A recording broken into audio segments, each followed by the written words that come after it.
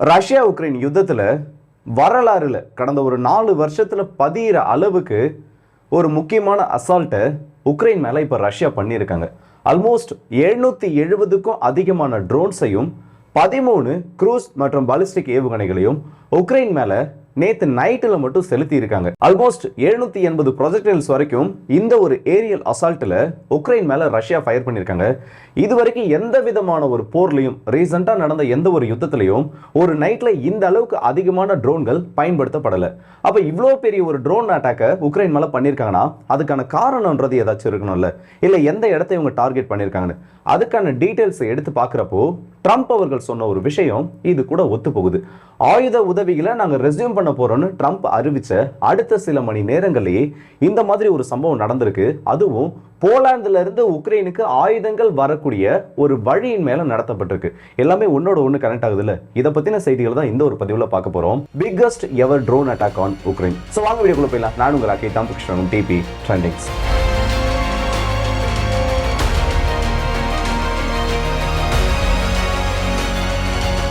உக்ரைனிய மக்களுக்கு நேற்று இரவு குறிப்பாக சொல்லணும்னா இந்த நார்த் வெஸ்டர்ன் பகுதிகளில் இருக்கக்கூடிய மக்களுக்கும் போலாந்தை ஒட்டி எல்லையில் வாழக்கூடிய பகுதியில் இருக்கக்கூடிய மக்களுக்கும் ரொம்ப ஒரு மறக்கக்கூடிய இரவாக தான் மாறி இருக்கு. காரணம், ரஷ்யா இதுவரைக்கும் பண்ணதுலேயே ஒரு மோசமான ட்ரோன் அட்டாக்கை உக்ரைனிய மக்கள் மேலே நேற்று பண்ணியிருக்காங்க. இதில் இப்போ வரைக்கும் கேஷுவல் டிஸ்கவுண்ட்ன்றது எதுவும் இல்லைன்ட்டு தான் உக்ரைனும் சொல்லியிருக்காங்க. மற்றபடி வரக்கூடிய சில ஓப்பன் சோர்ஸ் இன்டெலிஜென்ஸில் கிடைக்கக்கூடிய தகவல்களையும் பார்க்குறப்போ கேஷுவல் டிஸ்கவுண்ட்ன்றது இதில் சுத்தமாக கிடையாது. ஒரே ஒரு பெண்மணி மட்டும் செஸ்ட் இன்ஜுரியோட இன்டென்சிவ் கேர் யூனிட்ல அட்மிட் பண்ணப்பட்டதாக சொல்லியிருக்காங்க. அப்போ சிவிலியன்ஸ் மேலே இந்த டார்கெட் ஆனது நடத்தப்படலைன்னா எதுக்கு இவ்வளோ பெரிய ஒரு ஏர் ரைடுன்றதை நடத்தணும்? அதுவும் 700 ட்ரோன்ஸ் கேட்குறப்பவே வந்து எப்படி சொல்றது, ஒரு பிரமிக்க வைக்கக்கூடிய கவுண்ட். 300 ட்ரோன்கள் 400 ட்ரோன்கள் இதுக்கு முன்னாடி பயன்படுத்தி இருந்த ரஷ்யா 700க்கும் அதிகமான ட்ரோன்ஸை பயன்படுத்துறதுக்கான முக்கியமான காரணம் என்ன? இதுல ட்ரம்போட அந்த வார்த்தை எந்த இடத்துல ஒத்து போகுதுன்றதை நாம இப்போ பொறுமையா பார்ப்போம். இந்த அட்டாக் எல்லாமே மையப்படுத்தி நடத்தப்பட்டிருக்கிறது 80% அதிகமான ட்ரோன்களும் மிசைல்களும் எந்த இடத்துல இம்பாக்ட் ஏற்படுத்திருக்குன்னு பார்த்தோன்னா லுட்ஸ்கன் சொல்லக்கூடிய ஒரு பகுதி. இது நார்த் வெஸ்டர்ன் பகுதியில் விளாடா மாகாணத்துக்கு கீழே வரக்கூடியது. போலாந்தோட எல்லை ஷேர் பண்ணக்கூடிய ஒரு பகுதி. போலாந்தோட பகுதியாக இருக்கக்கூடிய செல்ம்ல இருந்து டைரக்டா ஒரு ஹைவேன்றது இந்த 2 பகுதிகளையும் இணைக்குது. இந்த ஹைவே தான் பெரிய பிரச்சனையா, இல்லை எதுக்கு இந்த இடத்துல ரஷ்யா அவங்க அட்டாக் பண்ணுறப்போ ட்ரம்ப் அவர்களோட ஒரு ஸ்டேட்மெண்ட்டை இந்த இடத்துல நம்ம எடுத்து பார்க்கணும். ஆயுத உதவிகள்ன்றது மார்ச் மாசத்திலிருந்து இப்போ வரைக்கும் உக்ரைனுக்கு பெருசா எந்த ஒரு விதத்திலையும் கிடைக்கல. குறிப்பா அமெரிக்காவோட பேட்ரியாட் இன்டர்செப்டார்ஸ்ன்றது மாசத்துக்கு 30ல இருந்து 40 ஏவுகணைகள் தேவைப்படக்கூடிய இடத்துல வெறும் 10 ஏவுகணைகள் தான் வந்திருக்குன்றத சில நாட்களுக்கு முன்னாடி நம்மளோட ஒரு பதிவுல பார்த்திருப்போம். ஆனா திரும்ப அமெரிக்க அதிபர் என்ன அனௌன்ஸ் பண்ணியிருந்தாருன்னா, நாங்க இந்த உக்ரைனுக்கான மிலிட்டரி எய்டை திரும்பவும் ரெஸ்யூம் பண்ண போறோம், அவங்களுக்கு தேவையான உதவிகளை நாங்க கொடுக்கறதுக்கு தயார்னு சொன்ன அடுத்த சில மணி நேரத்திலேயே இப்படி ஒரு அட்டாக் ஆனது நடந்திருக்கு. ஸோ உக்ரைனுக்கு உதவிகள் வரணும்னா போலாந்துல இருந்து மட்டும்தான் வரணும். ஏன்னா 80%க்கும் அதிகமான உதவின்றது போலாந்து மூலயமா, ரோட் நெட்வொர்க்ஸ் மூலயமாவும் ரயில் நெட்வொர்க்ஸ் மூலயமாவும் தான் இந்த உக்ரைனுக்கு வந்துட்டு இருக்கு. அதுல ஒரு முக்கியமான வழித்தடம் தான் இந்த செல்ம்ல இருந்து லுட்ஸ்க்கு வரக்கூடிய இந்த முக்கியமான ஹைவே, அதை ஒட்டி இருக்கக்கூடிய ரயில்வே லைன்ஸ், இது எல்லாமே கனெக்ட் பண்ணக்கூடிய பகுதிகள் தான். இந்த பகுதிகளை குறி வச்சு 3 பிரிட்ஜஸை நேற்று இந்த ஓவர் நைட் அட்டாக்ல ரஷ்யா டெஸ்ட்ராய் பண்ணியிருக்காங்க. அது மட்டும் இல்லாம ஒரு 18 இடங்கள்ல முக்கியமான ரயில்வே லைன்ஸ்ன்றது கம்ப்ளீட்டா அழிக்கப்பட்டிருக்கு. இதுல ரஷ்யாவோட இஸ்கந்தர் ஏவுகணைகள் உக்ரைனோட ரயில்வேஸ்க்கு ரொம்பவே அத்தியாவசியமா தேவைப்படக்கூடிய 3 பிரிட்ஜஸ்ன்றதை கம்ப்ளீட்டா டெஸ்ட்ராய் பண்ணியிருக்காங்க. ரயில்வேஸ்லயும் இருந்த பிரிட்ஜஸ் டெஸ்ட்ராய் ஆயிடுச்சு. இன்னொரு பக்கம் ரோட் நெட்வொர்க்ஸை கனெக்ட் பண்ணக்கூடிய அந்த பிரிட்ஜஸும் டெஸ்ட்ராய் ஆகியிருக்கு. ஸோ போலாந்துல இருந்து உதவிகள் வரக்கூடிய அத்தனை வழிகளையும் ரஷ்யா இப்போ குறி வச்சு அடிக்க ஆரம்பிச்சிருக்காங்க. அது மட்டும் இல்லை, இந்த லுட்ஸ் பகுதி ஏன் ரொம்ப முக்கியமானதுன்னா இந்த ஒரு டிரான்ஸ்போர்ட்டேஷனுக்காக மட்டும் கிடையாது. அங்கிருந்து வரக்கூடிய ஆயுதங்களை இந்த இடத்துல இருந்து தான் மற்ற பகுதிகளுக்கு பிரித்து அனுப்புவாங்க. ஒரு கமாண்ட் சென்டர் மாதிரி இந்த வெப்பன்ஸை வந்து பிரித்து அனுப்புறதுக்காக பயன்படுத்தப்பட்ட ஒரு பகுதி. ஸோ அந்த இடத்துல நடந்திருக்கக்கூடிய ஸ்ட்ரைக்ன்றது நிறைய பில்டிங்ஸையும் இந்த இடத்துல டெமாலிஷ் பண்ணியிருக்கு. ஸோ இதை பற்றின டீடைல்ஸ்ன்றது இன்னும் தெளிவாக வெளியில் வரல. ஸோ அந்த பில்டிங்ஸ் அந்த இடத்துல டிஸ்ட்ராய் பண்ணப்பட்டிருக்குன்னா ஆயுத குடவுன்களும் இந்த இடத்துல டார்கெட் பண்ணி அடிக்கப்பட்டிருக்கிறதுக்கான அந்த வாய்ப்புகள் ரொம்பவே அதிகம்.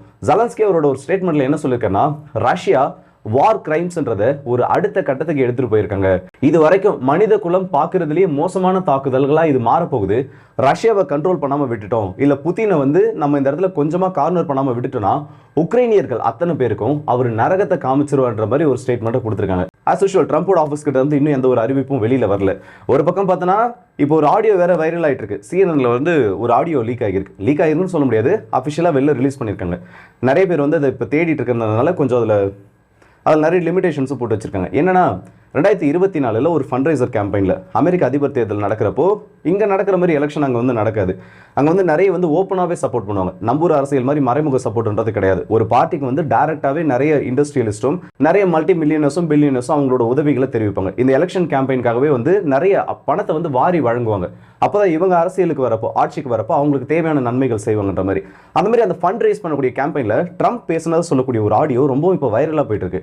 அது அந்த அளவுக்கு வைரலாக போகிறதுக்கு காரணம் என்னன்னா, அதில் ஒரு 2 முக்கியமான விஷயத்தை பேசியிருக்காரு. ஒன்று, இந்த உக்ரைன் போர் ரஷ்யாவால் நிறுத்தப்படலை, இல்லை புத்தினால நிறுத்தப்படலைன்னா மாஸ்கோ மேலே பாம்ப்ஸ் போடுற அளவுக்கு ஒரு பிளான் வந்தாலும் அதை நான் தடுத்து நிறுத்த மாட்டேன், அதுக்கான பிளான்ஸ்ன்றது என்கிட்ட இருக்கு, கண்டிப்பாக இந்த உக்ரைன் போர் நிறுத்துவன்ற மாதிரி அவங்களுக்கு ஒரு ப்ராமிஸை மேக் பண்ணியிருக்காரு இந்த ஃபண்ட் அதிகமாக ரைஸ் பண்ணுறதுக்காக.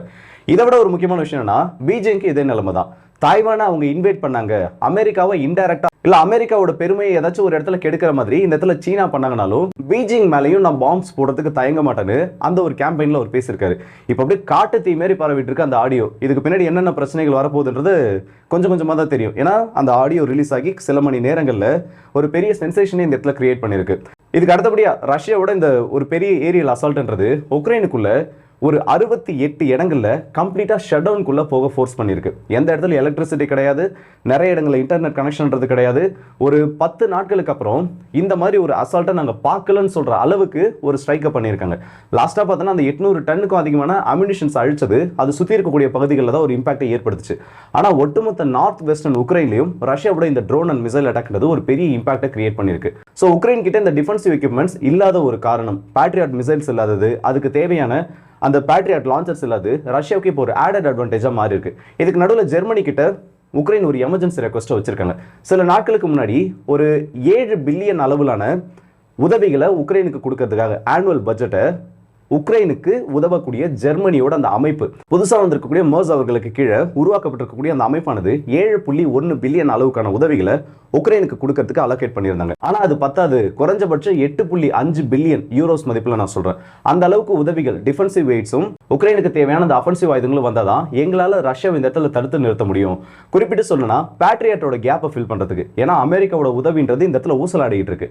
அப்படி இருக்கக்கூடிய உதவிகளை நம்பி எங்களால் ரஷ்யாவை ரொம்ப நாளைக்கு கவுண்டர் பண்ண முடியாது.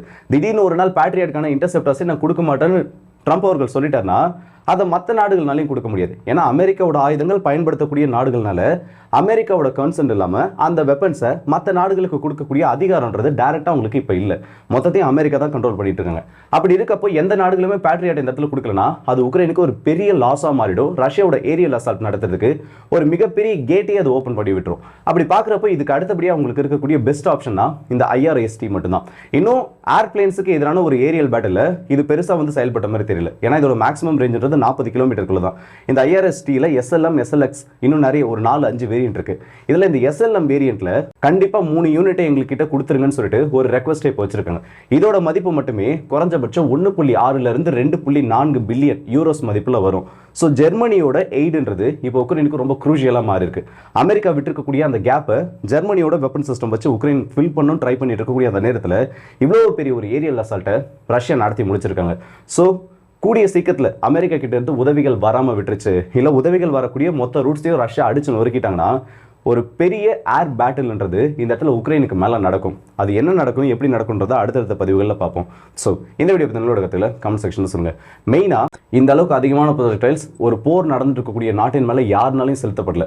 ஆப்ரேஷன் சிந்தூரில் லான்ச் பண்ணதை விட ஷார்ட்டஸ்ட் டைம் பீரியடில் அதிகமான ட்ரோன்கள் இந்த இடத்துல ரஷ்யாவால் உக்ரைன் மேலே லான்ச் பண்ணப்பட்டிருக்கு.